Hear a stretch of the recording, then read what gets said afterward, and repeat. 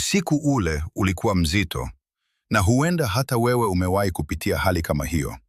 Kimya kizito ndani ya nyumba, watoto wakitazama bila kuelewa, na maneno yaliyoumiza yakizunguka kichwani.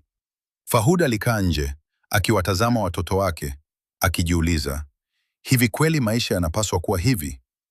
Asubuhi ilipoingia, mambo yakaanza kubadilika kidogo. Baada ya mazungumzo ya polepole na Zawadi, hali ya hewa ilianza kutulia. Lakini ghafla, simu ya Fahudi iliita. Ilikuwa ni Abdul. Fahud, rafiki yangu, kuna dili hapa Dar. Watu wanahitaji samaki wengi. Unaweza kuwapata? Fahud akavuta pumzi, kisha akasema, sawa rafiki yangu, nashuka feri sasa hivi kuwachukua. Abdul akauliza kwa haraka, ni wa bei gani? Fahud akajibu kwa umakini, wa $100,000. Abdul akasema, nahitaji wa $100,000. Fahud akasema kwa kujiamini, sawa, nitafanya hivyo. Simu ikakatwa, na hapo ndipo safari ilianza. Fahud akaenda baharini. Upepo ulikuwa mkali kidogo, lakini hakujali. Alienda kutoka boti moja hadi nyingine, akikusanya samaki kutoka kwenye boti 5 tofauti. Labda wewe hapo ungechoka, lakini Fahud hakukata tamaa. Kesho yake, samaki walipakiwa kwenye gari kuelekea Dar es Salaam. Moyo wake ulikuwa na hofu, lakini pia ulikuwa na matumaini. Muda mfupi baadaye, simu ikaita tena. Ilikuwa ni Abdul. Fahud, samaki wenu ni wazuri sana. Watu wanawafurahia huku. Uso wa Fahud ukabadilika. Ile huzuni ikaanza kupotea.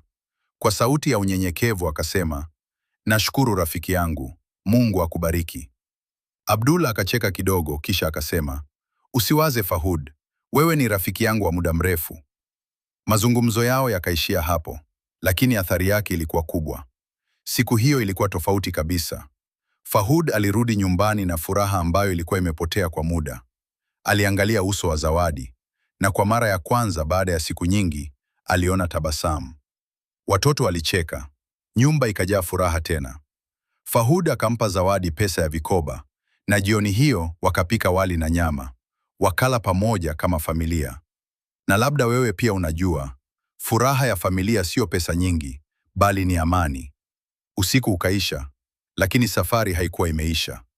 Alfajiri, Fahud akaamka mapema, akaelekea baharini kuvua samaki. Lakini ghafla, anga likabadilika.